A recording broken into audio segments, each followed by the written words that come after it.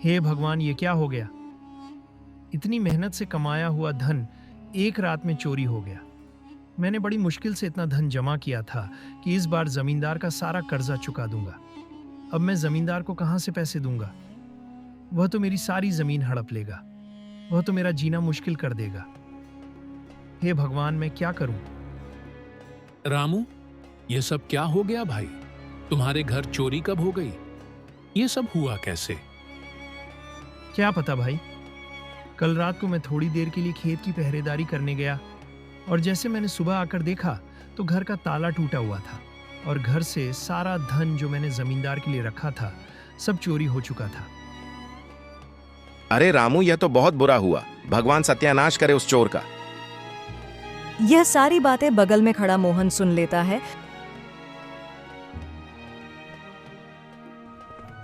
और दौड़ा दौड़ा अपने दोस्त जुमरू के घर जाता है। जुमरू उसे देखकर बोलता है, अरे मोहन, आज सुबह सुबह तुम्हें अपने दोस्त की याद कैसे आ गई? तुम इतनी सुबह यहां? क्या हुआ भाई? क्या बात हो गई? अरे झुमरू, क्या तुम्हें पता है हमारे गांव में चोरी हुई है? वो बेचारा रामू है ना, उसके घर किसी ने चोरी कर ली है और उसका सारा धन चुरा लिया है। क्या सच में? मुझे तो इस बारे में कुछ नहीं पता। मुझे बस अभी तुमसे ही पता चल रहा है। वैसे झुमरू, कल रात को तुम कहां थे? अरे मोहन, मैं तो अपने घर ही था। पर तुम यह क्यों पूछ रहे हो? अब ज्यादा बनने की कोशिश मत करो। मैं तुम्हें बचपन से जानता हूं और तुम मुझसे झूठ नहीं बोल सकते। सच सच बताओ, ये सब तुमने ही किया है ना?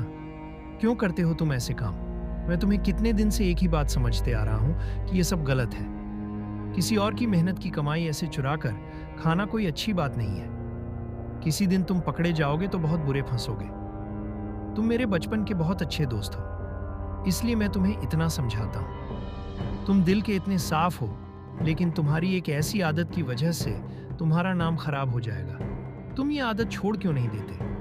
देखो, मेरे ऊपर कर्जा है, मेरी बहन की शादी भी करनी है और तुम यह भी जानते हो कि तुम्हारी तरह मैं भी एक अनाथ हूं और मुझ पर कितनी सारी जिम्मेदारी है। फिर भी मैं मेहनत से कमा कर खाता हूं। मेरे पास जमीन का एक छोटा सा टुकड़ा है। मैं उस पर मेहनत करता हूं और ईमानदारी की जिंदगी जीता हूं और मैं चाहता हूं कि तुम भी ईमानदारी की जिंदगी जियो। ये सब चोरी चकारी के काम छोड़ दो। देख लेना, एक दिन तुम बहुत बुरे फंसोगे। क्या यार मोहन, तुम भी सुबह सुबह मुझे बातें सुनाते जा रहे हो? तुम तो अच्छी तरह से जानते हो ना कि मुझसे मेहनत के काम नहीं होते। मुझे मेहनत करना बिल्कुल पसंद नहीं। तो तुम मेरी बात नहीं मानोगे? ठीक है, जो करना है करो, मैं जा रहा हूं। क्योंकि यह बात सुनकर मोहन को थोड़ा सा गुस्सा आ जाता है और वह गुस्से में वहां से निकल जाता है और थोड़ी दूर जाकर एक पेड़ के नीचे बैठ जाता है। अरे भाई, क्या तुमने सुना है? हमारे बगल के गांव में एक बहुत पहुंचे हुए महात्मा आए हुए हैं। मैंने सुना है कि वह बहुत चमत्कारी व्यक्ति है और वह ऐसे ऐसे चमत्कार करते हैं कि आदमी देखकर दंग रह जाता है। और उनकी बातें सुनकर कितना भी बुरा आदमी हो, वह अपने बुरे काम छोड़कर सत्य मार्ग पर चढ़ने लगता है। उनकी बातों का जादू ही ऐसा है कि आदमी अपनी सारी बुरी तो आदतें छोड़ दे और अच्छे कामों में लग जाए। ये सारी बातें मोहन सुन लेता है और मन ही मन सोचता है, क्यों ना मैं अपने दोस्त झुमरू को इन महात्मा के पास ले जाऊं। शायद वह मेरी मदद कर दे और मेरे दोस्त को अच्छाई के रास्ते पर चलने के लिए मना ले। क्योंकि वैसे तो मेरा दोस्त बहुत अच्छा है, लेकिन एक बुरी आदत की वजह से वह अपना सारा जीवन व्यर्थ करने पर तुला है। मुझे उसकी मदद करनी ही होगी। मैंने तो उसे लाख समझाने की कोशिश की, लेकिन वह मानता ही नहीं। शायद इन बाबा के पास जाकर ही उसे अक्ल आएगी।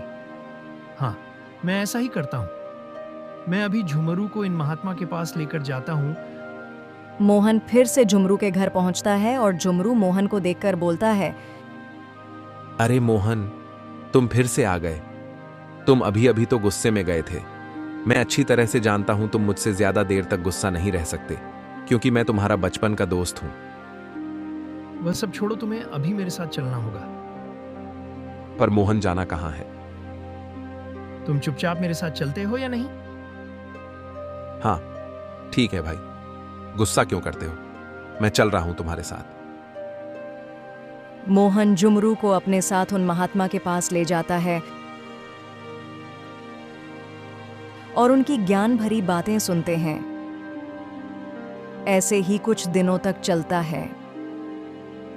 झुमरू रोज आकर साधु बाबा की ज्ञान भरी बातें, उनके प्रवचन सुनता है और साधु बाबा की बातों का झुमरू पर असर होने लगता है। और एक दिन झुमरू सोचता है, मुझे लगता है कि मेरा दोस्त सही कह रहा था। चोरी करना बहुत बुरी बात है। आज मैं समझ गया हूं कि ईमानदारी से कमाया हुआ धन ही सच्चा धन होता है और चुराया हुआ धन पाप कहलाता है। ऐसे ही कुछ दिन बीत जाते हैं। एक दिन झुमरू बाबा के पास जाकर बोलता है, बाबा, मैं बहुत दिनों से आपके यहां में आ रहा हूं।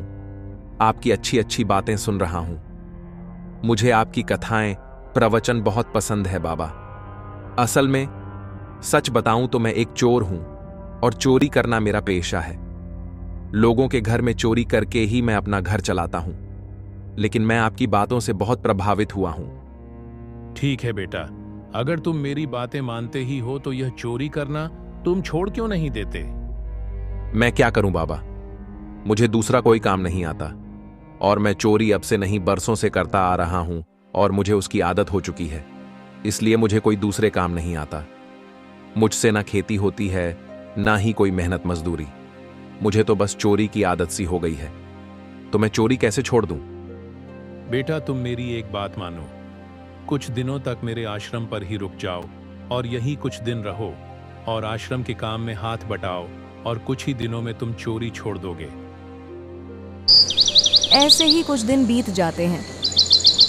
झुमरू साधु बाबा के साथ रहने लगता है और उनकी सेवा करता है और कुछ ही दिनों में झुमरू सुधर जाता है। उसमें बदलाव आने लगते हैं। अब झुमरू पहले जैसा नहीं रहा। साधु बाबा उसके इस व्यवहार से बहुत खुश होते हैं और उसकी सेवा से बहुत प्रसन्न होते हैं। एक दिन साधु बाबा बोलते हैं,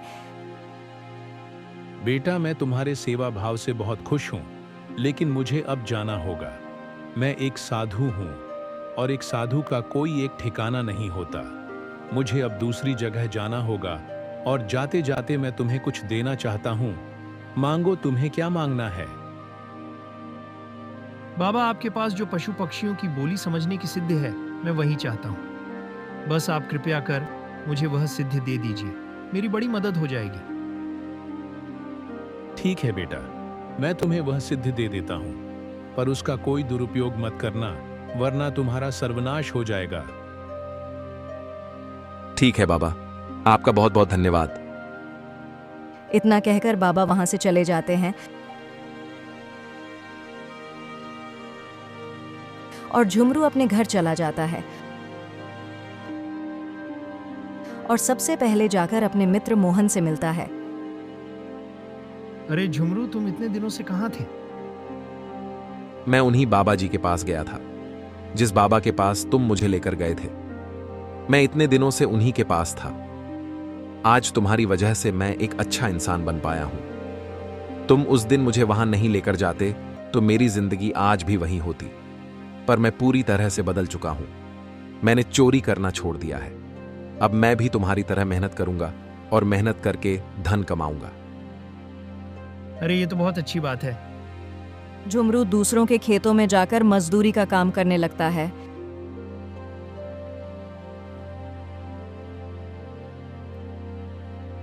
देखते ही देखते कुछ दिन बीत जाते हैं।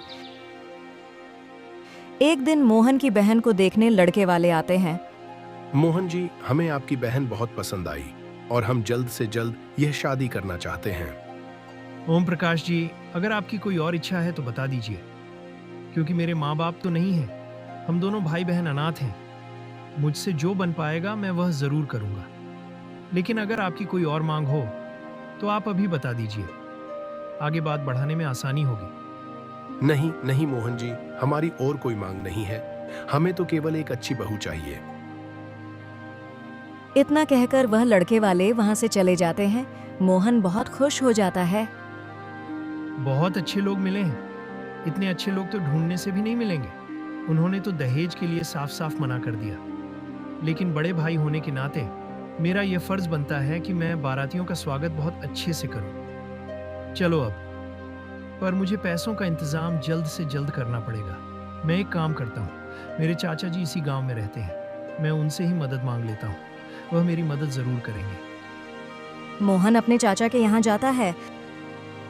मोहन को देखकर चाचा बोलते हैं, अरे आओ मोहन, मैं तुम्हारे पास आने वाला था। माफ करना मोहन, मुझे पता था कल तुम्हारे घर लड़के वाले आने वाले थे, पर मुझे किसी जरूरी काम से शहर जाना पड़ गया। वैसे क्या कहा लड़के वालों ने? उन्हें हमारी मीरा पसंद तो आई ना? हाँ चाचा जी, उन्हें हमारी मीरा बहुत पसंद आई और बहुत अच्छे लोग हैं चाचा जी। दहेज के नाम पर उन्होंने मुझसे कुछ नहीं मांगा। वह तो बस हमारी मीरा को अपने घर की बहू बनाना चाहते हैं और मैं नहीं चाहता कि बारातियों की खातिरदारी में कोई कमी हो। इसीलिए मुझे थोड़े पैसे की जरूरत थी चाचा जी। क्या आप मुझे 25,000 रुपये उधार दे सकते हैं? मैं मेहनत करके आपके सारे पैसे चुका दूंगा। आप तो जानते हैं चाचा जी, आपके अलावा और कोई रिश्तेदार है ही नहीं। आप ही मेरे पिता की जगह हो।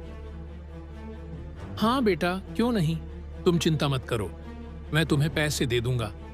वह क्या है ना, तुम्हारी चाची अभी घर पर नहीं है और तिजोरी की चाबी उसके पास है।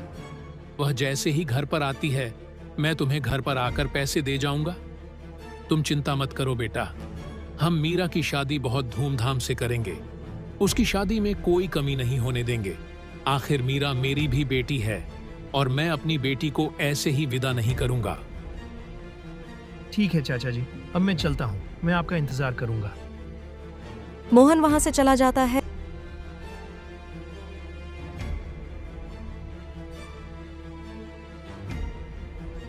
सुनिए जी, ये मोहन यहाँ क्यों आया था? मैंने अभी अभी उसे यहाँ से जाते हुए देखा। कहीं वह अपनी बहन की शादी के लिए पैसे मांगने तो नहीं आया था और आपने हाँ तो नहीं भर दी। मैं कह देती हूँ, मैं कोई पैसे वैसे नहीं देने वाली। कैसी बातें करती हो सावित्री? आखिरकार वह मेरे भाई की बेटी है और मेरे भाई की बेटी मतलब मेरी भी बेटी। और तुम तो जानती हो, उसके माता पिता इस दुनिया में नहीं है, तो मेरा फर्ज बनता है। और उन दोनों का हमारे सिवा है ही कौन? मोहन हमसे नहीं मांगेगा तो किसे मांगेगा? आखिरकार हम उसके सगे चाचा चाची हैं। हमारा भी तो कुछ फर्ज बनता है। वह जल्द ही हमारे पैसे लौटा देगा। तुम चिंता मत करो, तुम मुझे तिजोरी में से 25,000 रुपये लाकर दो। मैं उसे देकर आता हूं, वह इंतजार कर रहा होगा। क्या कहा आपने? इतनी बड़ी रकम मैं तो उसे फूटी कौड़ी भी ना दूं। तुम 25,000 की बात कर रहे हो? अरे सावित्री, ऐसी बातें मत करो। अब मैं उससे क्या कहूंगा? मैंने उसे हां कर दी है, वह इंतजार कर रहा होगा। आपने क्या मुझसे पूछकर उसे हाँ कहा था? नहीं ना, मैं कुछ नहीं जानती। आप उसे कुछ भी बहाना कर दीजिए। आप नहीं जानते आजकल के रिश्तेदारों को माँ बाप ना होने का फायदा उठाकर तुम्हें लूटने आया है। और हाँ, वह आपके 25,000 कभी नहीं चुकाएगा। इसीलिए कहती हूँ, उसे पैसे ना देने में ही समझदारी है। आप बहुत भोले हो, किसी की बात में आ जाते हो। अभी जाइए और उसे कोई बहाना बना दीजिए। सावित्री, उसने आज तक हमसे कोई मदद नहीं मांगी। अब उसकी बहन की शादी है, इसीलिए वह हमारे पास आया है। मुझे लगता है हमें उसे पैसे दे देने चाहिए। तुम्हें एक बार में समझ नहीं आता क्या? मैंने एक बार कह दिया, नहीं तो नहीं। मैं उस मोहन के लिए एक भी रुपए नहीं देने वाली। तुम्हें जो करना है कर लो, मेरा दिमाग मत खाओ। ऐसा कहकर सावित्री वहां से चली जाती है और चाचा सोच में पड़ जाता है। हे भगवान, अब मैं क्या करूंगा? मैंने मोहन को हां कर दी है और यह सावित्री मानने को तैयार नहीं है। उधर मोहन आस लगाकर बैठा होगा। अब मैं किस मुंह से मोहन के पास जाऊंगा? लेकिन जाना तो पड़ेगा। बेचारा कहीं और से इंतजाम कर लेगा, नहीं तो मेरे भरोसे बैठा रहेगा। मैं अब भी उसके पास जाता हूं।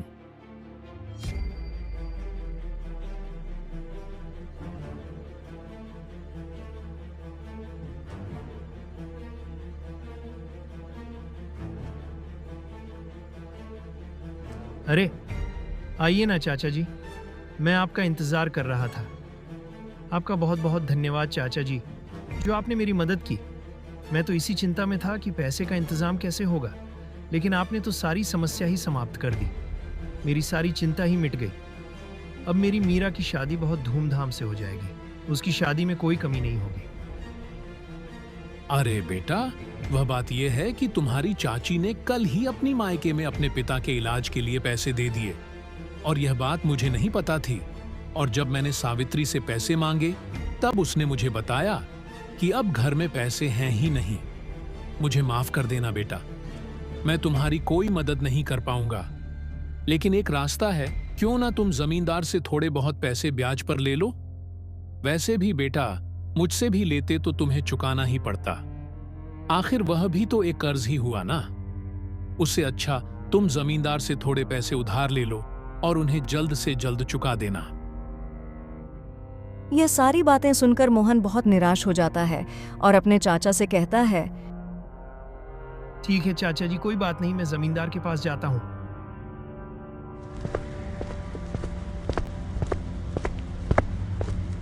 जमींदार जी, मेरी बहन की शादी तय हो गई है और उसकी शादी के लिए मुझे कुछ पैसों की जरूरत थी। क्या आप मुझे 25,000 रुपए दे सकते हो? मैं जल्द से जल्द आपका कर्जा लौटा दूंगा। मोहन, तुम्हें तो पता है ना कि मैं ऐसे ही किसी को पैसे नहीं देता। तुम्हें उसके लिए मेरे पास कुछ ना कुछ गिरवी रखना होगा, तभी मैं तुम्हें पैसे दे पाऊंगा। हाँ जमींदार जी, मेरा खेत है ना, मैं उसे आपके पास गिरवी रखता हूँ। जैसे ही मेरे पास पैसे आएंगे मैं छुड़ा लूंगा। तुम उस बंजर जमीन को खेत कहते हो? वह छोटा सा जमीन का टुकड़ा, उसे मैं रखकर क्या करूंगा? उसमें तो ना के बराबर फसल होती है, जिसमें तुम 2 वक्त की रोटी भी ठीक से खा नहीं पाते। तुम उसे गिरवी रखना चाहते हो? कोई और चीज हो तो बोलो। मेरे पास उस खेत के अलावा कुछ और नहीं है। तो तुम मेरे पास क्यों खड़े हो? जाओ यहां से। मैं तुम्हें इतनी बड़ी रकम नहीं दे सकता। मेरी बहन की बड़ी मुश्किल से शादी तय हुई है और ये शादी टूट गई तो मेरी बहन की बहुत बदनामी हो जाएगी। कृपया मेरी मदद कर दीजिए। मैं आपसे वादा करता हूँ कि आपके पैसे मैं जल्द से जल्द लौटा दूंगा। तुमने क्या अपनी बहन की शादी मुझसे पूछकर तय की थी, जो तुम मेरे पास मांगने आ गए? पहले पैसों का इंतजाम करना था और फिर शादी तय करनी थी। शादी करने की औकात नहीं है और चले आए पैसे मांगने। अपनी बहन को घर पर ही बैठाओ, जब पैसे आएंगे तब शादी करना। अपनी औकात के हिसाब से शादी करनी चाहिए थी ना। और अब यहां खड़े खड़े मेरा समय मत बर्बाद कर रहा है, मुझे और भी काम है। सारी बातें सुनकर मोहन को बहुत दुख होता है। उसके दिल को बहुत ठेस पहुंचती है और वह निराश होकर वहां से चला जाता है। मोहन एक पेड़ के नीचे जाकर बैठ जाता है। तभी थोड़ी देर बाद उसका दोस्त झुमरू वहां आता है और बोलता है, अरे क्या हुआ मोहन, मुंह लटकाए क्यों बैठे हो? झुमरू, तुम्हें तो पता है ना कि मीरा की शादी तय हो गई है और मैंने बड़ी ही उम्मीद से अपने चाचा से पैसे मांगे थे, पर उन्होंने मना कर दिया। उसके बाद मैं जमींदार के पास गया तो उन्होंने भी पैसे देने से इनकार कर दिया। क्या करूं? मेरी कुछ समझ में नहीं आ रहा। अगर ये शादी टूटी तो सच में हमारी मीरा की बहुत बदनामी होगी। फिर तो उससे कोई शादी नहीं करेगा। लोग तो गलत ही समझेंगे ना कि हमारी मीरा में ही कुछ कमी है। यह सारी बातें झुमरू सुनता है और उसे भी बहुत बुरा लगता है। अरे मोहन, तुम चिंता क्यों करते हो? तुमने मुझे पहले क्यों नहीं बताया? तुम चिंता मत करो, तुम अपने घर जाओ, पैसे का इंतजाम हो जाएगा। अरे झुमरू, तुम इतने पैसों का इंतजाम कहाँ से करोगे? तुम्हारे पास तो पैसे भी नहीं है। कहीं तुम्हारा इरादा फिर से चोरी करने का तो नहीं है? अरे नहीं नहीं भाई, ऐसा कोई इरादा नहीं है। वह पड़ोस के गांव में मेरा एक और दोस्त रहता है, मैं उससे थोड़े पैसे उधार मांग लूंगा और वह बहुत अच्छा आदमी है, वह मेरी जरूर मदद करेगा। तुम फिक्र मत करो, जब तुम्हारे पास आएंगे तो मुझे दे देना, मैं उसे चुका दूंगा।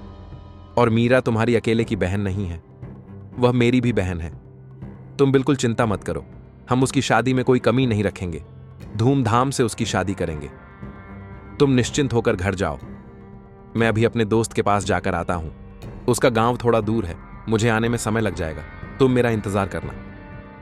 झुमरू की यह सब बातें सुनकर मोहन बहुत खुश हो जाता है और अपने घर चला जाता है। और झुमरू सोचता है, मैंने मोहन से कह तो दिया कि पैसों का इंतजार हो जाएगा, लेकिन मैं इतने सारे पैसों का इंतजाम कहां से करूंगा? मैंने तो उसे झूठ बोल दिया है कि मेरा दोस्त है, वह मुझे पैसे दे देगा। लेकिन सच तो यह है कि मेरा कोई दोस्त नहीं है, लेकिन मुझे कुछ ना कुछ करना ही होगा और पैसों का इंतजाम करना होगा, नहीं तो मीरा की शादी टूट जाएगी। मेहनत मजदूरी करके तो मैं इतनी बड़ी रकम नहीं जुटा पाऊंगा, उसके लिए तो मुझे चोरी ही करनी पड़ेगी। हे भगवान, मुझे माफ करना, मैं आज मजबूर हूं। मैं सिर्फ अपने दोस्त के लिए यह चोरी कर रहा हूं। इसके बाद मैं कभी चोरी नहीं करूंगा। बस मुझे आज के दिन माफ कर दो, और मैं वादा भी करता हूं, मैं जहां से भी चोरी करूंगा मैं बाद में उनके पैसे लौटा दूंगा। अगर यह बात मैं अपने दोस्त को बताता हूं तो वह मुझे कभी चोरी नहीं करने देगा, इसलिए मैं उसे कुछ नहीं बताऊंगा।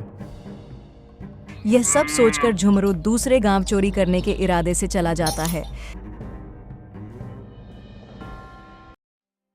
रास्ते में एक नदी पड़ती है। झुमरू उसे पार कर ही रहा होता है, तभी उसके पीछे एक व्यापारी भी उसी नदी को पार कर रहा होता है। अरे दोस्त, मेरे लिए रुको, मैं भी आ रहा हूँ। जरा मेरा थैला तो पकड़ना, मुझे चलने में थोड़ी दिक्कत हो रही है। झुमरू उस व्यापारी की थैली पकड़ लेता है और चलने लगता है। पेड़ पर बैठी एक चिड़िया कुछ बोलती है। झुमरू उस चिड़िया की बात सुनकर बोलता है, नहीं,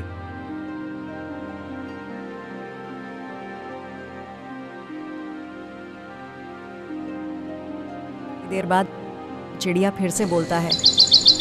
फिर से झुमरू उसे बोलता है, नहीं, बिल्कुल नहीं।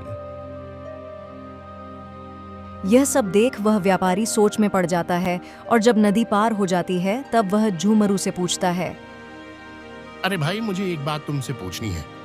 तुम उस चिड़िया को देखकर नहीं क्यों बोल रहे थे? ये सब क्या हो रहा था? भाई, ये तुम्हारा पोटली पकड़ो। अब तुम्हारा काम हो गया ना, तुम अपने रास्ते निकलो और मैं अपने रास्ते। तुम तो गुस्सा हो गए। मैं तो बस यूं ही पूछ रहा था, क्योंकि मैंने आज तक किसी इंसान को किसी पंछी से बात करते नहीं देखा। तुम पहले इंसान हो, इसलिए मुझे थोड़ी उत्सुकता हो गई, इसलिए तुमसे पूछ लिया। बता भी दो, इतना क्या गुस्सा कर रहे हो? नहीं तो मैं रास्ते भर तुम्हारे बारे में सोचता रहूंगा, मुझे चैन ही नहीं आएगा। मैं इसी बारे में सोचता रहूंगा कि तुमने उसे चिड़िया से नहीं क्यों कहा, और चिड़िया ने तुमसे क्या कहा। ठीक है, तो सुनो, मैं एक चोर हूं और बगल के गांव में चोरी करने जा रहा हूं, और वह चिड़िया मुझे यह कह रही थी कि तुमने जो पोटली मुझे थमाई है उस पोटली को चुरा लो, उसमें सोने के सिक्के हैं। इसलिए मैंने उसे नहीं कहा, और जब मैंने दूसरी बार नहीं कहा तब वह मुझसे कह रही थी कि अभी भी तुम्हारे पास वक्त है, इस आदमी को पानी को धक्का दे दो और पोटली लेकर वहां से भाग जाओ। इसलिए मैंने दूसरी बार भी उसे नहीं कहा। यह सारी बातें सुनकर व्यापारी हक्का बक्का रह जाता है। यह कैसे हो सकता है? आखिरकार एक चिड़िया कैसे बोल सकती है, और तुम उसकी बोली कैसे समझ सकते हो? और तुम्हें कैसे पता मेरी पोटली में सोने के सिक्के हैं? तुमने तो उसे खोलकर भी नहीं देखा। वही तो मैं तुमसे कह रहा हूं। सारी बातें मुझे उस चिड़िया ने बताई। दरअसल मुझे एक बाबा से वरदान मिला है कि मैं पशु पक्षियों की बोली समझ सकता हूं। ये सब ठीक है, लेकिन अगर तुम एक चोर हो तो तुमने वह पोटली मुझे चुराई क्यों नहीं? तुमने उस चिड़िया को मना क्यों किया? हाँ, मैं चुरा तो सकता था, लेकिन तुमने मुझे शुरुआत में ही दोस्त कहकर पुकारा था और यह पोटली मुझे थमा दी। इसलिए मैंने वह पोटली नहीं चुराई, और दोस्ती में धोखा देना मेरे वसूलों के खिलाफ है। जो मेरा दोस्त है, मैं उसके साथ धोखा नहीं कर सकता है। इसलिए मैंने उस चिड़िया से मना कर दिया। अब मैं चलता हूं, मेरे पास वक्त बहुत कम है। झुमरू वहां से चला जाता है और वह व्यापारी वहीं खड़ा सोचता रहता है। यह कैसा अजीब सा चोर है? इतने वसूलों वाला और ईमानदार चोर तो मैं अपनी जिंदगी में नहीं देखा।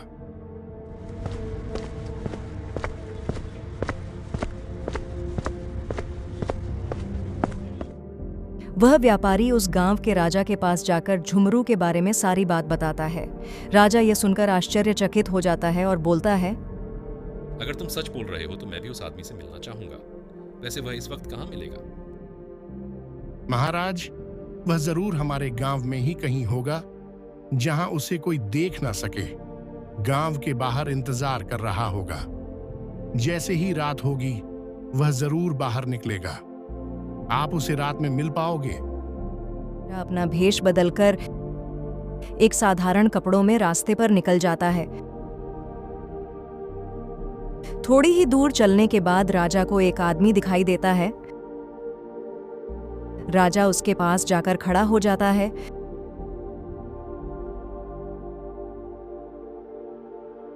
तभी झुमरू बोलता है, अरे तुम कौन हो और इतनी रात को यहाँ क्या कर रहे हो?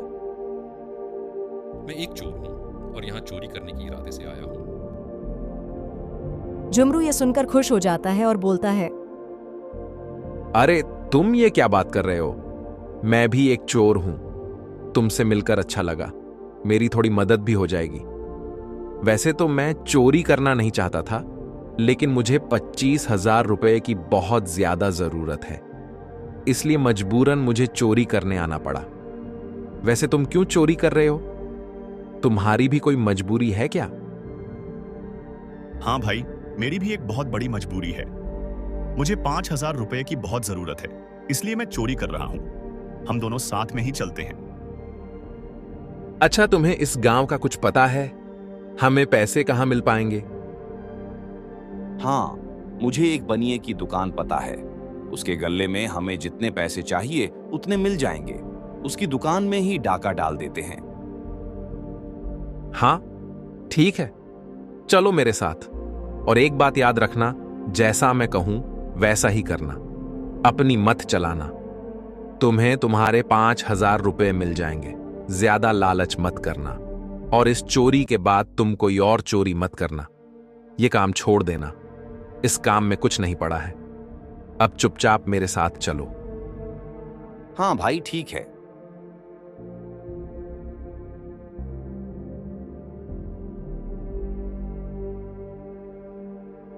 दोनों मिलकर उस बनिए की दुकान में घुस जाते हैं।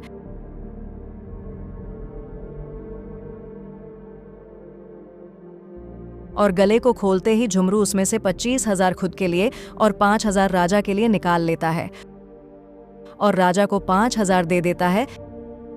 फिर झुमरू को भूख भी लग जाती है। तभी उसे सामने शक्कर की बोरी दिखाई देती है। झुमरू उसमें से थोड़ी सी शक्कर लेकर मुंह में डाल लेता है और फिर उसे पता चलता है कि उस बोरी में शक्कर नहीं, नमक था। झुमरू सोच में पड़ जाता है और राजा से पैसे वापस मांगता है। सुनो भाई, वह 5,000 रुपये वापस करो। तिजोरी में रखना है। मैं भी अपने 25,000 रुपये वापस रख रहा हूं। अरे तुम ये क्या बात कर रहे हो? अभी अभी तो हमने अपने अपने हिस्से के पैसे बांटे थे और अभी तुम वापस मांग रहे हो। मैं नहीं दूंगा। यह सुनकर झुमरू राजा को एक जोर से तमाचा मारता है और राजा से पैसे वापस ले लेता है और तिजोरी में रख देता है। राजा भी कुछ नहीं बोलता। राजा भी थोड़ा डर जाता है कि यह और ना मार दे। और दोनों बाहर निकल जाते हैं। और राजा बाहर आने के बाद झुमरू से पूछता है, मेरी एक बात समझ में नहीं आई। तुम पागल हो क्या? तुम्हारे दिमाग में चल क्या रहा है? पहले तो तुमने वहां से पैसे चुराए और थोड़ी देर बाद वापस रख दिए। ऐसा क्यों? क्योंकि मैंने उस दुकान का नमक खाया है। मैंने शक्कर समझकर उसे खा लिया था। बाद में पता चला वह शक्कर नहीं, नमक था। और मैं जिसका नमक खाता हूं उसके यहां चोरी नहीं करता। यह गलत है। राजा का ये बातें सुनकर सर चकरा जाता है। वह सोच में पड़ जाता है। यह कैसा अजीब चोर है? इसमें जरूर कोई बात है। ऐसा मैं भी आज तक नहीं देखा। इतनी ईमानदारी से कौन चोरी करता है? एक चोर के मन में इतनी ईमानदारी और निष्ठा पहली बार देखी है। अच्छा ठीक है, एक काम करते हैं। यहां से तो पैसे नहीं मिले। मेरे साथ राजमहल चलो। वहां हमें बड़ी चोरी करने को मिलेगी। क्या कह रहे हो? राजमहल? लेकिन मुझे राजमहल के बारे में कुछ नहीं पता और किसी ने देख लिया तो? अरे तुम चिंता क्यों करते हो? मैं हूं ना। मैंने वहां पर 2 साल काम किया है और मैं राजमहल का चप्पा चप्पा अच्छे से जानता हूं। तिजोरी कहां है यह भी जानता हूं। तुम चिंता मत करो, मेरे साथ चलो बस। ठीक है, तुम कहते हो तो चलो चलते हैं। राजा उसे जानबूझकर राजमहल लेकर जाता है क्योंकि वह उस चोर को परखना चाहता था और वह अपने सैनिकों को भी परखना चाहता था कि वह ठीक से पहरेदारी करते हैं या नहीं। दोनों राजमहल पहुंचते हैं और राजा के सैनिक तब सो रहे होते हैं। राजा को यह देख बहुत गुस्सा आता है। महाराज का एक कुत्ता भी होता है, लेकिन कुत्ता राजा और झुमरू को देखकर कुछ नहीं करता और उन्हें जाने देता है क्योंकि कुत्ता अपने मालिक को पहचान जाता है। तुम एक काम करो, तुम बाहर ही रुको और निगरानी रखो कि कोई आ ना जाए। जैसे ही कोई आता है मुझे इशारा कर देना, तब तक मैं धन चुराता हूं। राजा बाहर रहकर निगरानी रखता है और झुमरू चोरी करने के लिए अकेले अंदर चला जाता है। वहां एक बिल्ली होती है जो कुत्ते से बात कर रही होती है। कुत्ता भी भौंकने लगता है। झुमरू समझ जाता है और चोरी ना करके फौरन राजा के पास जाता है और बोलता है,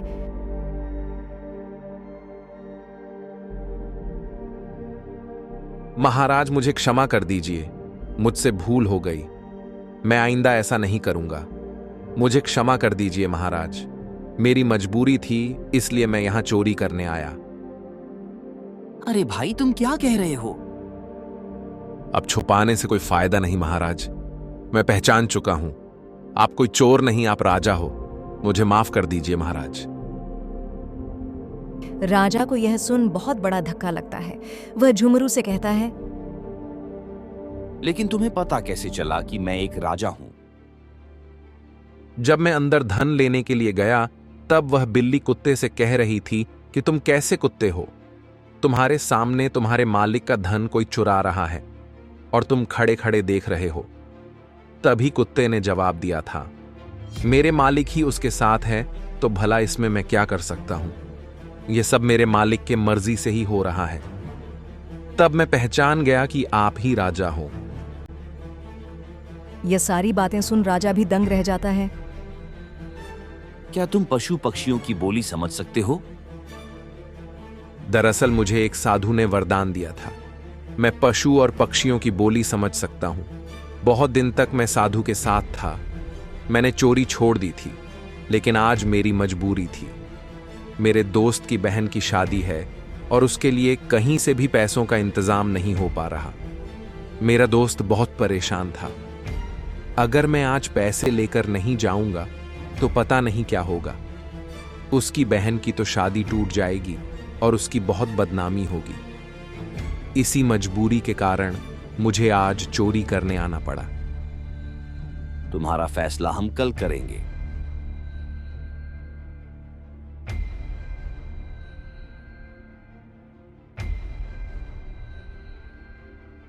दूसरे दिन सुबह दरबार में, आप मुझे जो सजा सुनना चाहते हैं मुझे मंजूर है, लेकिन कृपया मेरी एक ख्वाहिश पूरी कर दीजिए। मैं चाहता हूं कि मेरे दोस्त के पास 25,000 रुपए पहुंचा दिया जाए। फिर आप जैसा कहेंगे मैं वैसा ही करूंगा। ठीक है मंत्री जी, इसके दोस्त के पास आज ही 25,000 रुपए पहुंचा दीजिए। मंत्री किसी आदमी को भेजकर पैसे पहुंचा देता है। झुमरू का दोस्त कहता है, मेरू कहाँ है? वह क्यों नहीं आया? तुम्हारे साथ पैसे क्यों भिजवाए? झुमरू राजा के कब्जे में है और उसकी यही इच्छा थी कि तुम्हारे यहाँ 25,000 रुपए पहुंचा दिए जाएं। यह सुन मोहन को बहुत बड़ा धक्का लगता है। वह सोचता है, इसका मतलब झुमरू ने मेरे लिए चोरी की। उसने तो चोरी छोड़ दी थी। उसने यह सब सिर्फ मेरे लिए किया है ताकि मेरी बहन की शादी हो सके। इसमें उसकी कोई गलती नहीं है। वह चोरी नहीं करना चाहता था। वह तो बहुत शरीफ बन गया था। नहीं नहीं, मैं यह पैसे नहीं ले सकता जब तक मेरा दोस्त यहां आकर मुझे पैसे नहीं देता। मैं यह पैसे नहीं लूंगा। तुम जाओ अपने राजा के पास और उन्हें कह दो कि मेरे दोस्त को छोड़ दें। उसकी कोई गलती नहीं है। मैं यह पैसे नहीं लूंगा। वह लोग वापस लौट जाते हैं और राजा को सारी बातें बताते हैं। झुमरू, मैं तुमसे बहुत प्रभावित हूं। मुझे तुम जैसे युवक की ही जरूरत थी। मैंने आज तक तुम्हारे जैसा ईमानदार आदमी कहीं नहीं देखा। सच में तुम्हारा जवाब नहीं। और झुमरू, मैं तुम्हारी दोस्ती से भी बहुत प्रभावित हुआ। तुम्हारा दोस्त तुम्हारे सिवा यह पैसे नहीं लेना चाहता। उसके लिए तुम्हें वहां जाना होगा। तुम एक काम करो, तुम अपने दोस्त के पास जाओ और हाँ, सिर्फ 25,000 ही नहीं, मैं तुम्हें और भी धन दूंगा ताकि तुम्हारे दोस्त की बहन की शादी बड़े ही धूमधाम से हो सके। इसे रखो, इसमें बहुत सारी स्वर्ण मुद्राएं हैं जिससे तुम्हारा दोस्त की बहन की शादी बहुत अच्छे से हो पाएगी। और उसे कहना कि यह राजा की तरफ से उसे भेंट है। और हाँ, जैसे ही शादी हो जाएगी तुम यहाँ वापस आ जाना। आज से मैं तुम्हें अपने यहाँ नौकरी पर रख रहा हूँ। तुम मेरे लिए गुप्तचर का काम करोगे, क्योंकि तुम्हारे जैसा गुप्तचर मुझे कहीं नहीं मिलेगा। राज्य पर आने वाली मुसीबतों को तुम अच्छी तरह से समझ पाओगे, क्योंकि तुम पशु पक्षियों की भाषा को समझ सकते हैं। जो साधारण मनुष्य की बस की बात नहीं, तुम वह कर सकते हो। इसलिए मैं और बदले तुम्हें मुंह मांगी तनख्वाह भी मिलेगी। ये सारी बातें सुनकर झुमरू बहुत खुश हो जाता है और खुशी खुशी अपने दोस्त के पास जाता है और उसे सारी बात बताता है। उसका दोस्त भी बहुत खुश हो जाता है।